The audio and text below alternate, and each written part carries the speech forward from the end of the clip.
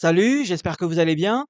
Je m'appelle Jiyu, je suis français, originaire d'Île-de-France et j'habite au Japon depuis bientôt 10 ans. Sur cette chaîne, je vais partager avec vous des informations afin que vous puissiez vous aussi vous expatrier au Japon, que vous soyez français, belge ou d'autres pays francophones. Alors, pour vous parler un petit peu de mon expérience, je suis arrivé au Japon la première fois en 2016. J'ai travaillé en tant que professeur d'anglais et de français dans des écoles publiques et privées. J'ai aussi eu le JLPT N1. Le JLPT, c'est le diplôme de langue japonaise le plus reconnu au monde. J'ai obtenu le niveau 1 en 2020 et après l'avoir obtenu, j'ai travaillé quelque temps dans la traduction en freelance et maintenant je travaille comme, guide.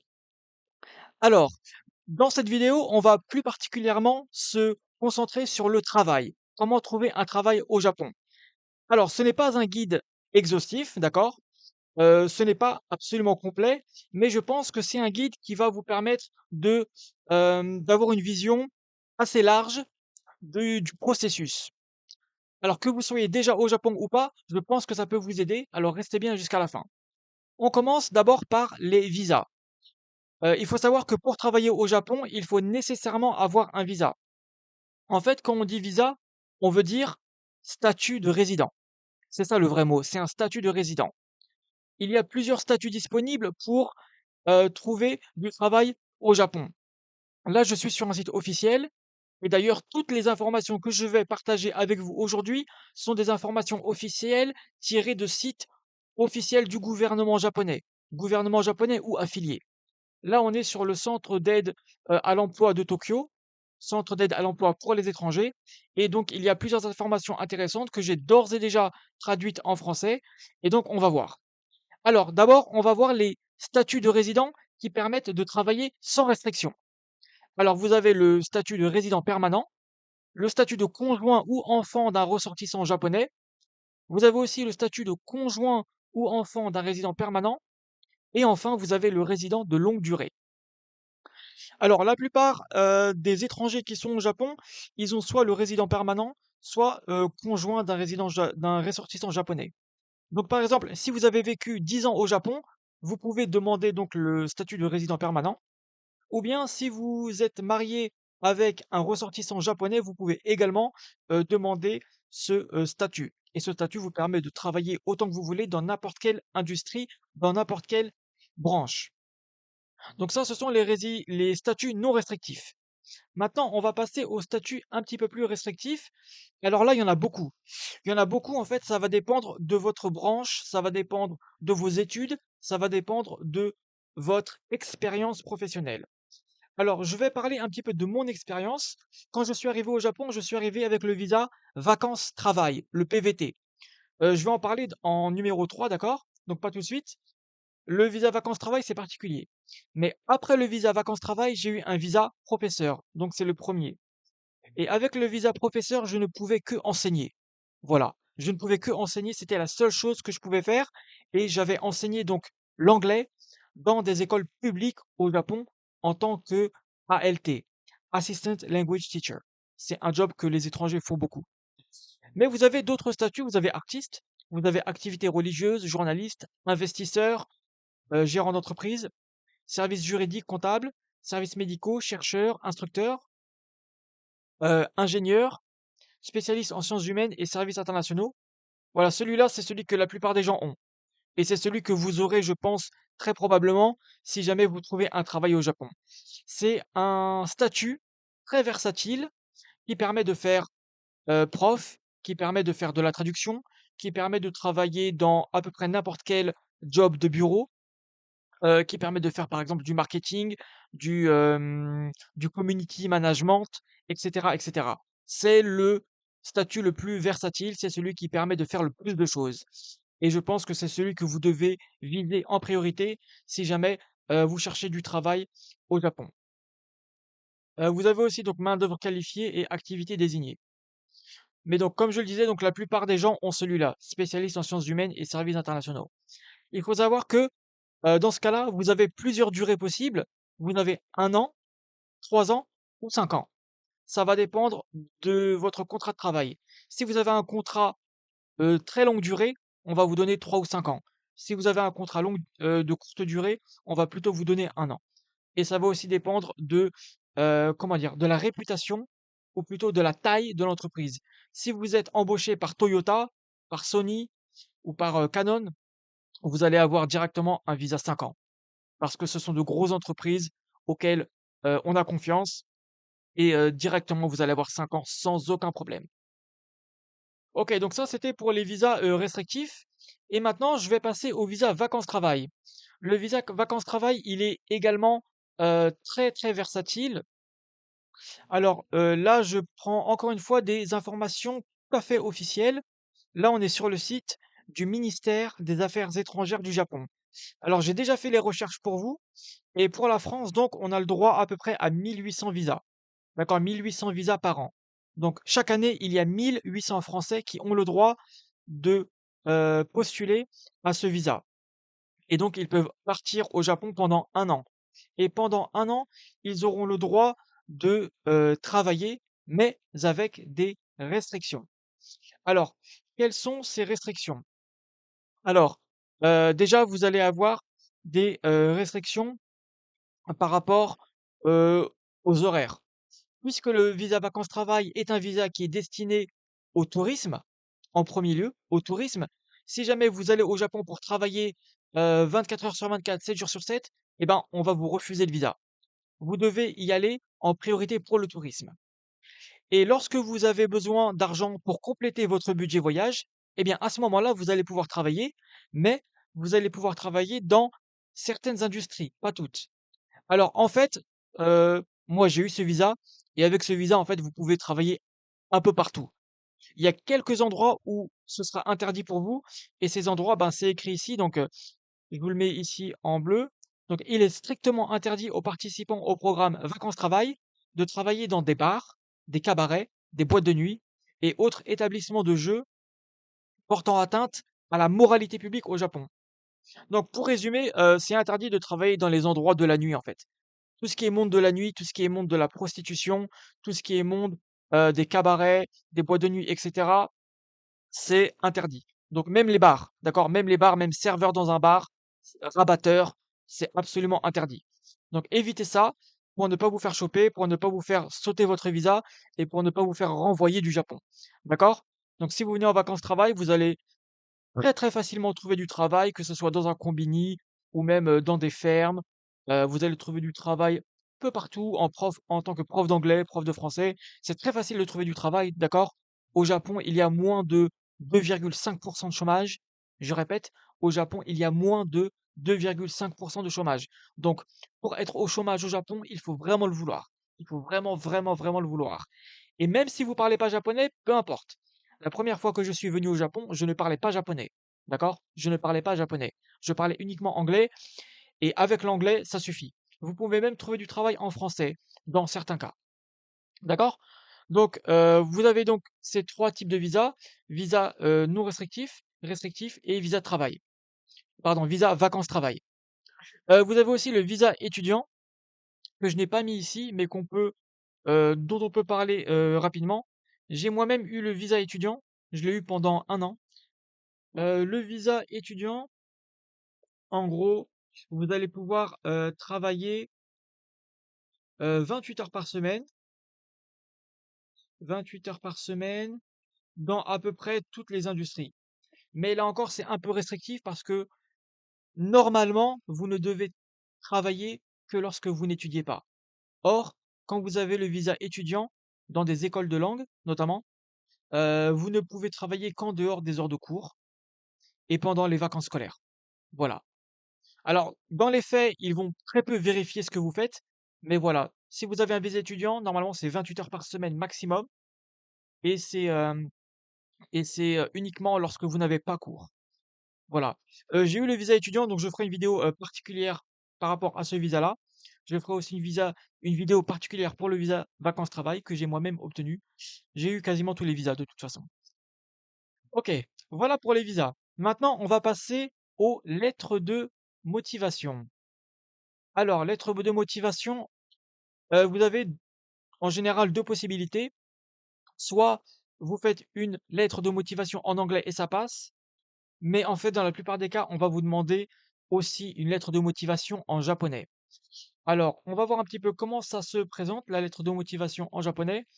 Vous aurez tous les liens que j'utilise en description ou directement dans le serveur Discord. Alors, la lettre de motivation, elle se présente comme ça. La lettre moti Pas la lettre de motivation, pardon, le CV. Le CV, il se présente comme ça, donc c'est une double page en général. C'est un format qui est prédéterminé et vous n'avez en fait qu'à remplir des cases. Je vais le faire un petit peu avec vous. Je vais vous donner un exemple. Tac, tac. Voilà, donc j'ai pris mon propre CV. D'accord, c'est mon CV. Donc c'est en japonais. Euh, Ici, là, dans le petit cadre, vous allez mettre une photo de vous, une photo en costume, d'accord? Une photo en costume bien rasée pour les hommes. Une photo en costume avec cravate, OK? En haut, vous allez mettre, la date, donc la date d'aujourd'hui, ou plutôt la date, à laquelle vous avez rédigé le CV. Donc là, vous voyez, c'est la date d'aujourd'hui, le 12 février 2025. Ensuite, là, vous allez mettre votre, nom et votre prénom, d'accord? D'abord le nom de famille et ensuite le prénom. Au-dessus, vous allez mettre la même chose, nom, prénom, mais écrit en, katakana. Parce que je suppose que votre nom et prénom s'écrit avec des lettres de l'alphabet latin, mais vous allez devoir le mettre en katakana. Le katakana, c'est l'un des syllabaires qu'on utilise au Japon, notamment un des syllabaires qu'on utilise pour retranscrire les mots étrangers. Donc vous allez écrire en katakana votre nom de famille, puis votre prénom, avec un espace. En dessous, vous allez mettre votre date de naissance. Donc en commençant par l'année, là j'ai mis 1988, puis le mois, le cinquième mois de l'année, le mai, le mois de mai, puis le jour, le 13e jour, donc le 13 mai 1988. Et à côté, ça vous dit donc quel âge vous avez. Donc ça veut dire 37, que cette année vous allez avoir 37 ans. Donc voilà, je vais avoir 37 ans cette année. Et à côté, vous avez deux caractères chinois, l'un qui veut dire homme, l'autre qui veut dire femme, et vous allez entourer le bon. Moi, j'ai entouré donc homme parce que je suis un homme jusqu'à preuve du contraire. Ensuite, en dessous, vous avez votre adresse, vous avez le code postal et l'adresse. Donc là, je l'ai mis en japonais. Pour ceux qui ne lisent pas le japonais, je vais vous traduire ça. C'est Osakafu Osakashi 235. Donc, c'est la ville d'Osaka, dans la préfecture d'Osaka. Et au-dessus, vous avez le code postal. Alors, évidemment, vous pouvez tout changer, vous pouvez tout customiser. Et au-dessus, vous avez l'adresse, pareil, mais écrite en katakana. OK. En dessous, vous avez deux cases vides. C'est encore une fois pour l'adresse, une adresse alternative. Donc une adresse qui n'est pas celle de votre domicile principal.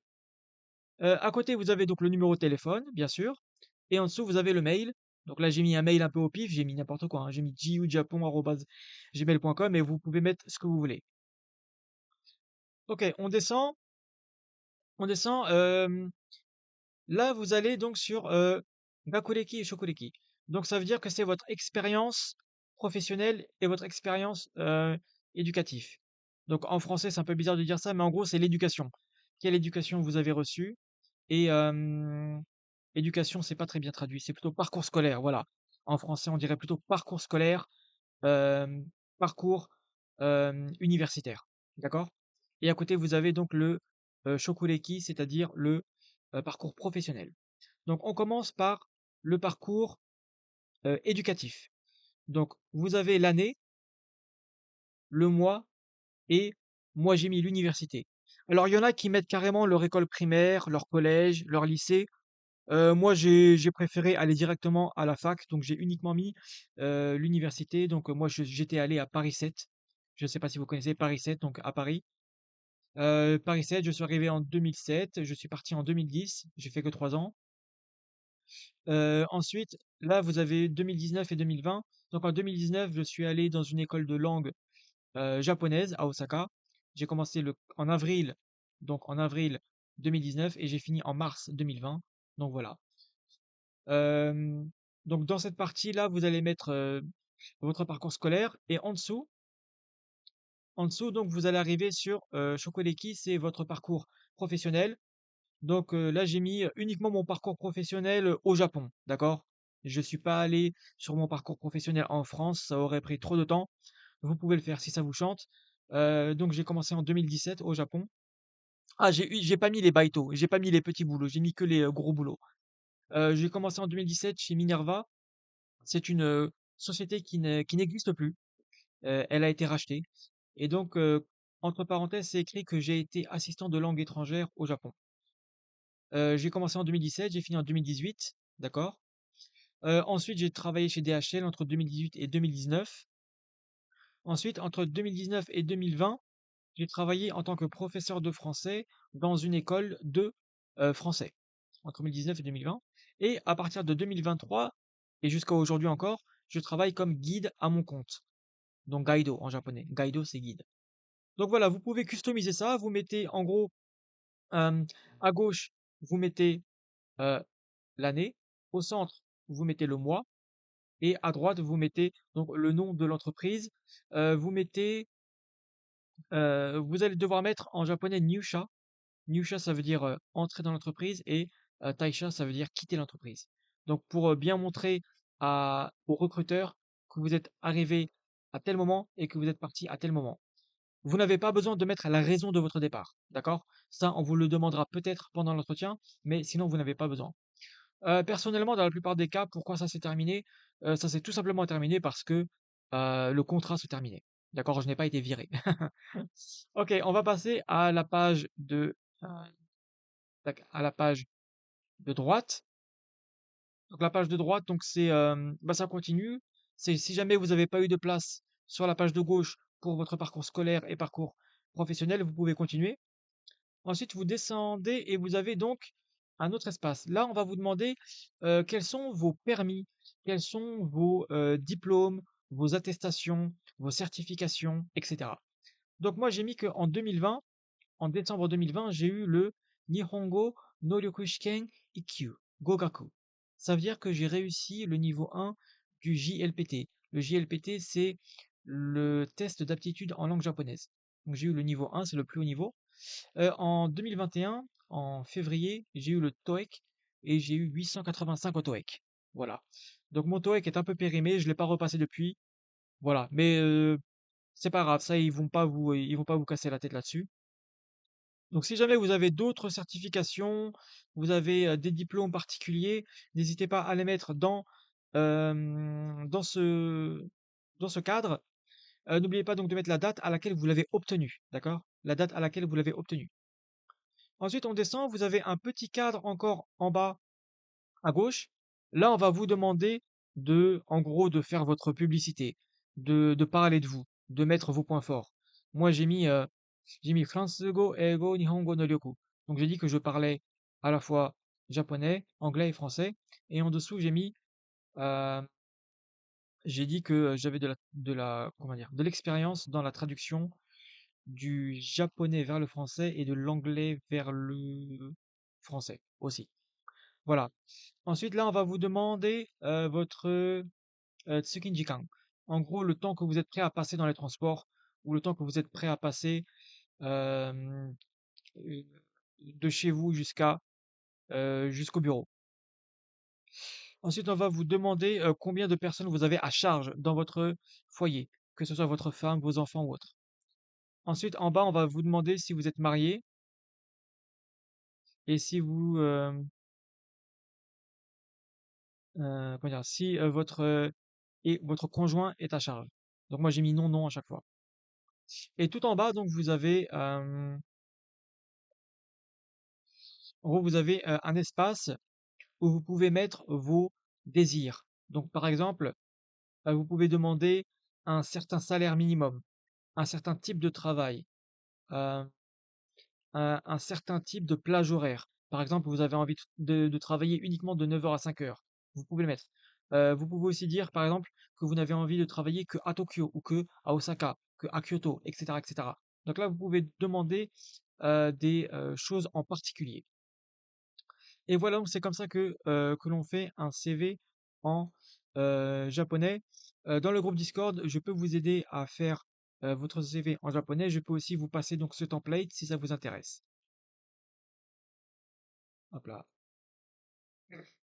Donc ça, c'était pour les CV. Pour les lettres de motivation, c'est beaucoup plus libre, d'accord? Il n'y a pas vraiment de format obligatoire. Là, c'est un petit peu comme vous voulez. Mais en gros, qu'est-ce qu'on peut mettre dans la lettre de motivation? Bah, vous pouvez mettre tout simplement une présentation très courte, donc qui vous êtes, d'où vous venez, quel est votre visa actuel, donc votre statut de résident, quelle langue vous savez parler. Ça, c'est très très très important. Dites bien quelle langue vous savez parler parce que les Japonais, en général, ont un niveau d'anglais en termes d'expression orale qui n'est pas très élevé. Je dis bien expression orale. En, en termes d'expression écrite et de compréhension écrite, les Japonais sont assez bons. Mais en termes d'expression orale, il leur manque encore quelque chose. Et là, donc, si vous savez parler japonais, même à un niveau pré-intermédiaire ou même débutant, mais débutant, on va dire, élevé, ça peut être intéressant de le noter parce que ils vont se dire que tiens, on peut communiquer, donc ça peut être plus intéressant et vous pouvez obtenir des entretiens d'embauche plus facilement. Bien sûr, vous allez mettre dedans votre expérience professionnelle. Dans ce cas-là, mettez uniquement les expériences pertinentes. Si vous allez envoyer un CV pour travailler dans la restauration, parlez de votre expérience au McDo, au Quick, au Flunch, je ne sais pas, au bar, au bistrot, peu importe. Ok? Votre motivation, c'est important. Euh, alors là, il nous dit, si vous écrivez en japonais, normalement, la lettre de motivation doit être écrite en langage honorifique. Mais je recommande de ne pas le faire. En effet, là, c'est très important. Si jamais vous écrivez en japonais, là encore, je peux vous aider à écrire votre lettre de motivation en japonais. Venez me voir dans le Discord. Si vous écrivez en japonais, utilisez un niveau de japonais qui vous correspond. D'accord? Si vous êtes N3, donc niveau intermédiaire, utilisez des mots euh, que vous connaissez, que vous savez lire. D'accord? Pas nécessairement que vous savez écrire à la main, mais que vous savez lire ou que vous savez taper à l'ordinateur ou sur le téléphone. D'accord? Ne faites jamais croire que vous avez un niveau supérieur à celui qui est réellement le vôtre. Ça ne peut que vous causer des problèmes sur le long terme. D'accord? Les Japonais, vous en faites pas, ils seront très contents même si vous parlez un tout petit peu japonais. D'accord? Pour eux, c'est déjà beaucoup. Ça veut dire que vous faites des efforts, que vous êtes intéressé, que vous êtes motivé.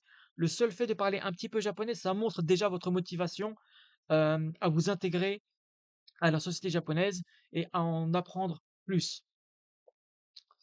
Voilà, donc la lettre de motivation, encore une fois, il n'y a pas vraiment de, comment dire, il n'y a pas vraiment de cadre spécifique, c'est un peu libre, mais je peux également vous donner des templates si vous voulez et je peux vous aider. Encore une fois, venez me voir dans le Discord. On a un salon pour trouver du travail, on a un salon pour apprendre le japonais, on a aussi un salon pour l'accompagnement personnalisé si ça vous intéresse, et on a un salon général. Je peux vous aider donc dans plusieurs cas. Et je partage aussi tous les liens que j'utilise en ce moment. Ok, ça c'était pour le CV et la lettre de motivation. Maintenant, on va passer aux droits des travailleurs étrangers au Japon. Oui, c'est très très important de connaître ses droits et ses devoirs, bien sûr, mais là, on va se concentrer sur les droits des travailleurs étrangers au Japon. Et là encore, j'utilise des sources officielles, des sources qui sont tirées des textes de loi japonais. D'accord? C'est tiré des textes de loi japonais. Donc, il n'y a pas de débat. Ce sont des informations officielles. Alors, il y a beaucoup de points à discuter. Tout, je vais pas tout dire parce que ce serait trop long, la vidéo serait trop longue. J'essaie de rester compact, mais je vais donc vous dire les points les plus importants. Déjà, l'employeur n'a pas le droit de vous discriminer par rapport à votre nationalité, à votre couleur de peau, à votre sexe, à votre religion. D'accord? Il n'y a pas de ça. Deuxièmement, lorsque vous signez un contrat de travail, l'employeur doit indiquer précisément votre salaire et vos horaires de travail. D'accord? Ça doit être mis par écrit. C'est dans la loi, explicitement. Donc, horaire de travail et salaire. Donc ça doit être écrit noir sur blanc. Euh, on va s'arrêter un peu sur le point numéro 6. Donc, en cas de licenciement d'un travailleur, l'employeur est tenu en principe de donner au travailleur un préavis d'au moins 30 jours avant le licenciement. Alors là, c'est très simple. Ça veut dire que un employeur au Japon, il peut pas vous jeter comme ça. D'accord? Il peut pas vous jeter. Il peut pas vous dire, ouais, ça y est, c'est fini en fait. Vas-y, casse-toi. Il peut pas vous dire ça, ok? Ça n'existe pas. Il doit vous prévenir au minimum 30 jours avant le licenciement. D'accord? Donc dans tous les cas, vous avez 30 jours, un mois, pour vous retourner, pour trouver un autre travail. Et comme je vous l'ai dit précédemment, il est extrêmement facile de trouver du travail au Japon. Si on est déjà sur place au Japon, c'est très facile. C'est quasiment impossible d'être au chômage ici au Japon. C'est quasiment impossible. Donc, vous aurez toujours du travail au Japon, vous aurez toujours le temps de vous retourner. Et comme je vous l'ai dit, ce sont des textes de loi japonais. Donc, c'est l'article 20 et 21 de la loi sur les normes du travail. Ok, donc on ne peut pas vous jeter. Si jamais on vous fait une entourloupe, eh bien, si le préavis n'est pas donné 30 jours avant le licenciement, l'employeur doit vous verser le montant du salaire moyen pour le nombre de jours manquants. D'accord? Si vous vire aujourd'hui là sans préavis, eh bien, il doit quand même vous payer les 30 jours. D'accord? Il doit quand même vous payer. Donc en fait, il est perdant sur l'affaire. Parce que en fait, il vous paye 30 jours de salaire. Comme ça. Et il est obligé, c'est la loi. D'accord? Si jamais vous avez un problème avec votre employeur, allez voir ce qu'on appelle Hello Work. Hello Work ou Hello Work en japonais. Hello Work, c'est en gros l'équivalent en France de France Travail ou du Pôle Emploi ou de la NPE pour les plus anciens. Ok, donc on va aller sur le point numéro 8. Les employeurs doivent verser à leurs employés un salaire qui n'est pas inférieur au montant du salaire minimum fixé par la loi. Alors, contrairement à la France, le SMIC au Japon, il dépend des régions. D'accord? Ça dépend des régions. Il n'y a pas un SMIC qui soit fixe. Donc ça dépend. Je vous ai mis l'exemple de Tokyo. À Tokyo, c'est minimum 1163 yens de l'heure. 1163 yens de l'heure. C'est le minimum qu'on doit vous payer si vous travaillez dans la préfecture de Tokyo. Et donc ça, les employeurs ne peuvent pas y couper, ils doivent au moins vous payer ça. Et laissez-moi vous dire que 1100 yens à Tokyo, c'est pas beaucoup. D'accord? Donc c'est vraiment le strict minimum. On va aller sur le point numéro 9. La durée légale du travail est de 8 heures par jour et 40 heures par semaine. D'accord? Donc 8 heures par jour, 40 heures par semaine. Vous pouvez aussi faire des heures sup, c'est le point numéro 10. Mais si jamais vous faites des heures sup, eh bien, l'employeur doit vous payer 25% de plus par heure. 25% de plus. D'accord? Si on vous paye par exemple 1000 yens de l'heure, eh ben on doit devoir vous payer 1250 yens de l'heure si vous faites des heures sup. Et si vous faites des heures sup pendant votre jour de congé, par exemple votre jour de congé c'est le samedi, si on vous demande de faire des heures sup le samedi, eh bien là on va vous payer 35% de plus. D'accord? 35% de plus sur le taux horaire. Donc si vous êtes payé 1000 yens de l'heure, on va devoir vous payer 1350 yens de l'heure si vous travaillez donc pendant vos jours de congé. Voilà, il y a d'autres points à aborder, mais je vous laisse regarder donc sur le site qui sera donc en lien dans le Discord. Alors, déjà une demi-heure de vidéo, on va essayer d'accélérer. Je vais vous donner maintenant quelques ressources pour trouver des offres d'emploi sur Internet. Alors, il y en a beaucoup. La plupart sont en anglais et en japonais. Euh, Là, je vous ai donné donc Craigslist. Craigslist, c'est un peu comme le Bon Point. Gaijin Pot. Là, c'est vraiment pour les gaijin uniquement. Pour les gaijin, ça veut dire étranger au Japon. Et vous avez Indeed. Alors, Indeed, c'est plutôt tourné vers les Japonais parce que Indeed, c'est que en japonais. D'ailleurs, on va aller regarder ça ensemble tout à l'heure. Vous avez Jobs in Japan, ça c'est plutôt en anglais. YOLO Japan, ça c'est quasi exclusivement pour les étrangers. Work Japan, Dai Job, Hataraku Japan, Career Cross. Career Cross, ça c'est plus pour les profils un petit peu plus, comment dire, élevés. Peregrine Works et IT Jobs. IT Jobs, donc comme le nom l'indique, ça c'est pour l'IT. Il y a beaucoup d'offres d'emploi pour l'IT.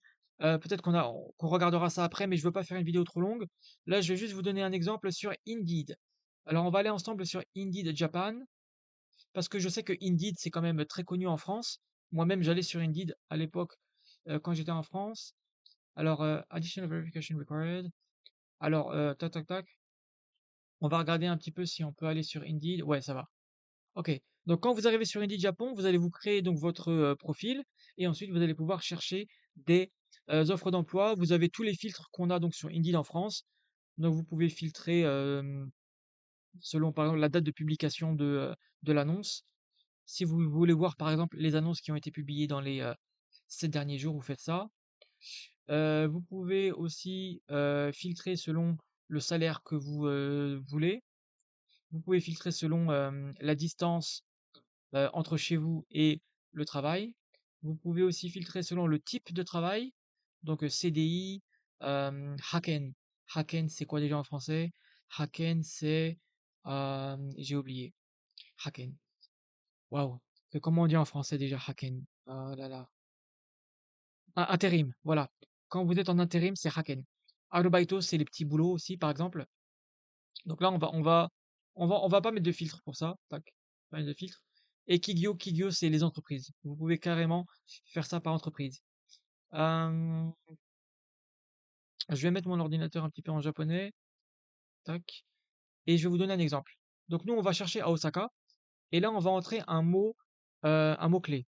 Donc je vais mettre par exemple langue française. La langue française, en japonais, ça se dit Fransugo. Donc je tape Fransugo. Donc dans les 7 derniers jours, à Osaka, dans la préfecture d'Osaka. Et on va chercher. Et vous allez voir, donc, il y aura quelques offres d'emploi. Donc là, c'est les offres d'emploi qui sont tombées récemment. Donc là, vous voyez, c'est 2 jours. Ça a été publié 2 jours avant. Donc là, on cherche quoi? Euh, on cherche du staff pour un événement international. On cherche des gens qui peuvent communiquer en français ou en anglais.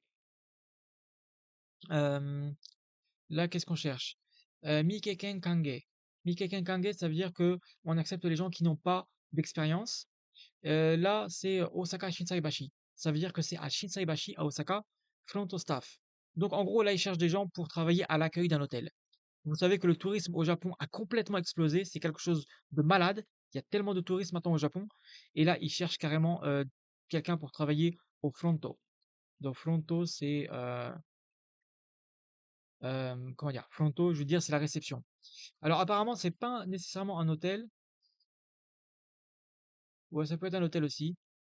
Là, ils recherchent des gens et en plus, ça m'a l'air d'être très bien payé, hein. C'est payé, d'après ce qu'ils disent, c'est payé entre 4 millions, tac tac, et 5 millions de yens à l'année. Euh, ouais, 4 millions et 5 millions de yens à l'année. Alors si on le dit en euros, ça fait pas beaucoup.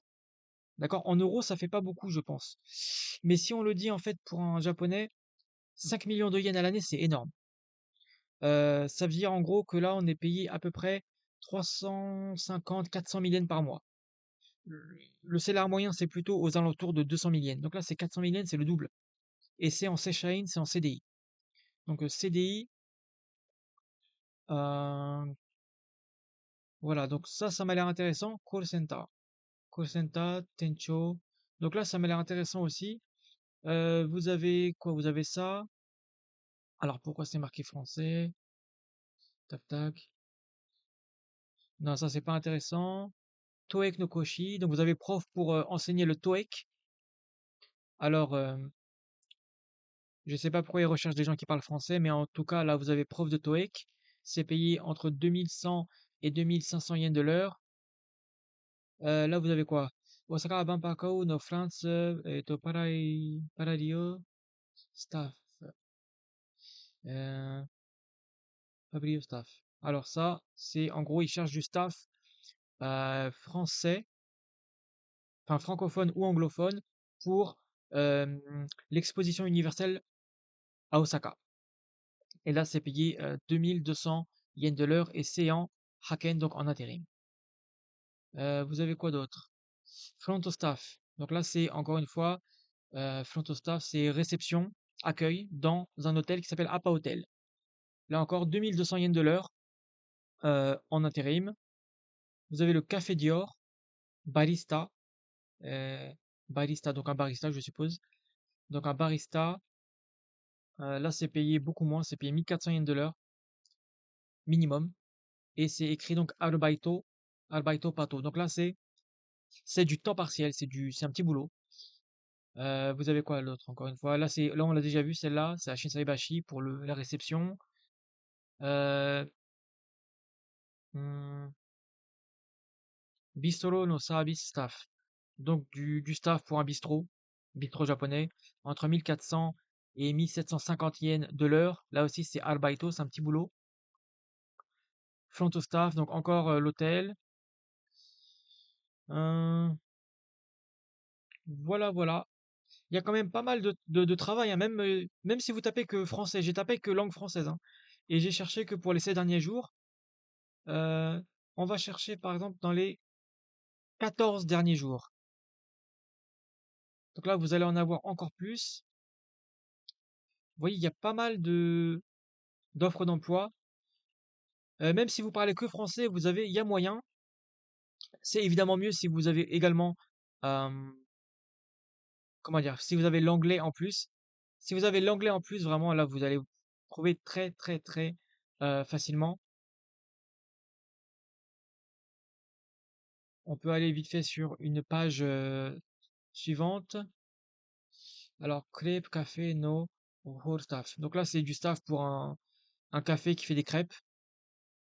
D'accord? 1200 yens de l'heure, c'est pas très bien payé, mais bon, c'est toujours ça. Ça peut dépanner et vous pouvez faire plusieurs tafs en plus, hein. C'est pas un problème, ça. Si jamais vous avez le droit de travailler de manière illimitée. Vous voyez, Apa Hotel, ils recherchent beaucoup, hein. Apa Hotel, alors là, ils y vont, hein. Je vous ai dit, les hôtels, là, ça recherche de malades. Tout ce qui est le contact avec les étrangers, avec les touristes, ça recrute énormément. Il y a vraiment beaucoup, beaucoup de travail. Moi, je suis déjà blindé de travail personnellement avec mon travail de guide. Mais si je voulais, je pourrais trouver du travail, mais en un claquement de doigts. Je rigole pas avec vous. Il y a vraiment beaucoup, beaucoup de travail. Il y a beaucoup d'opportunités. Et il y en aura même encore après le Banpaku, après l'exposition universelle d'Osaka. Donc voilà, je vous ai montré un petit peu pour Indeed. Je peux vous montrer également sur Craigslist. Craigslist, c'est un peu, comment dire, c'est le Far West. Il y a vraiment tout et n'importe quoi. Donc là, il faut vraiment être très, très sélectif. Sur Indeed, sur Indeed, ce sont des annonces qui sont filtrées. Mais sur Craigslist, c'est beaucoup moins filtré. Donc vous voyez là, vos recherches guide francophone sur Kyoto, Osaka, Nara, 16 000 yens la journée. Euh, vous avez full-time service staff. Là, c'est beaucoup en anglais, hein. Kyoto Tour Guide. Donc vous pouvez être guide touristique à Kyoto. Là aussi, guide touristique. Kyoto Arashiyama no Go Sotsuha Arbaito. Là encore, c'est comment dire, des visites guidées à Kyoto.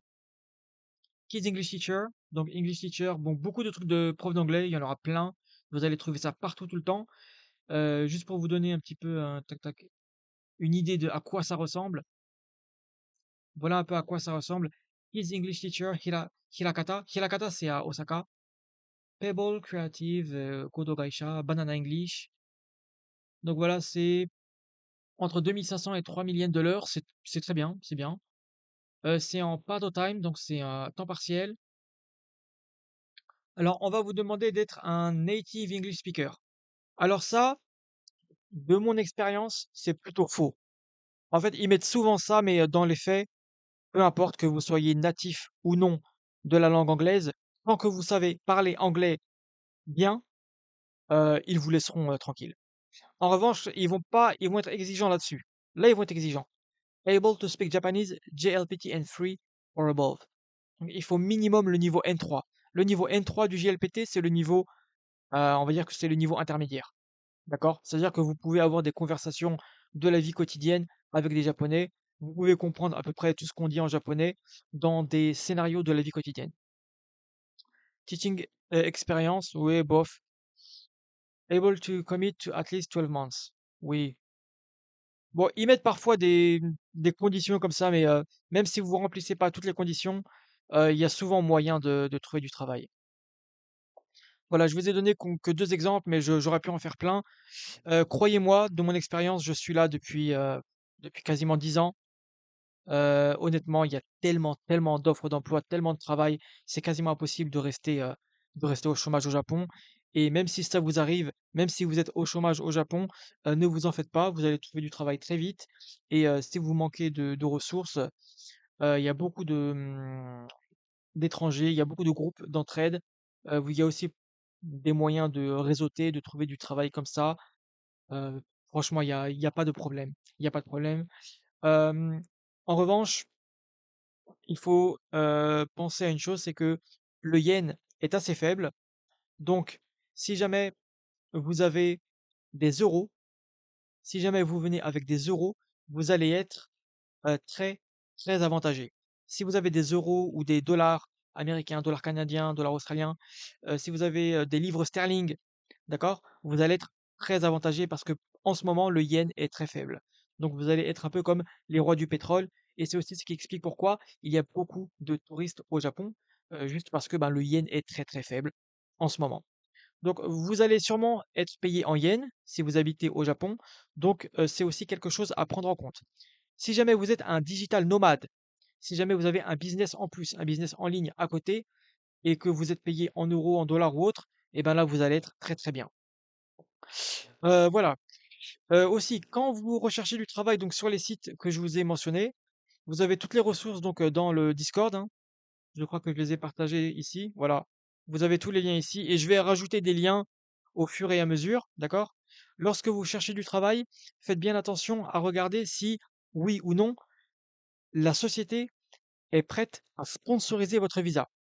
Parce que si vous n'habitez pas au Japon, vous allez devoir d'abord faire une demande de visa. Et cette demande de visa, c'est l'employeur qui va la faire pour vous. Et pour qu'il la fasse, il faut qu'il soit d'accord.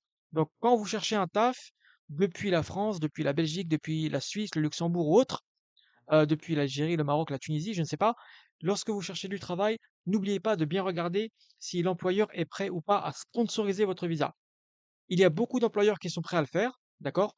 Je vous le dis, on manque de main-d'œuvre au Japon. On manque sérieusement de main-d'œuvre. Donc, il y a beaucoup d'employeurs qui sont prêts à sponsoriser votre visa. Voilà. Donc, regardez bien ce point-là. Et vous en faites pas, le Japon est en train d'ouvrir les portes de plus en plus. Ils ont besoin d'immigration, ils ont besoin de travailleurs et ils ne vont faire que augmenter le nombre de travailleurs au Japon. Voilà, j'ai déjà fait 42 minutes, donc je ne vais pas aller plus loin. Ce document donc, est disponible en version PDF gratuitement dans le Discord, lien en description. Si la vidéo vous a plu, n'hésitez pas à laisser un petit like, d'accord? Et ben voilà, je vous retrouve bientôt, j'espère, pour une autre vidéo. Je vais vous donner un maximum d'informations pour vous expatrier au Japon. Je vais vous donner bien sûr des informations officielles. Sur cette chaîne, il n'y a pas de bullshit, il n'y a pas d'approximation. Je vous donne des vraies informations tirées des textes de loi, tirées des sites gouvernementaux. D'accord? Donc vous allez avoir les bonnes informations au bon endroit et au bon moment parce que je vais mettre les informations en temps réel. Que ce soit sur les visas, que ce soit sur les offres d'emploi, que ce soit sur euh, les règles administratives. Ok, je serai là pour vous aider. Je serai là dans le Discord aussi pour répondre à vos questions si vous en avez. Donc, n'hésitez pas à nous rejoindre. Lien en description, comme je l'ai dit. Voilà, donc je vous dis à très bientôt. Matane, bye bye.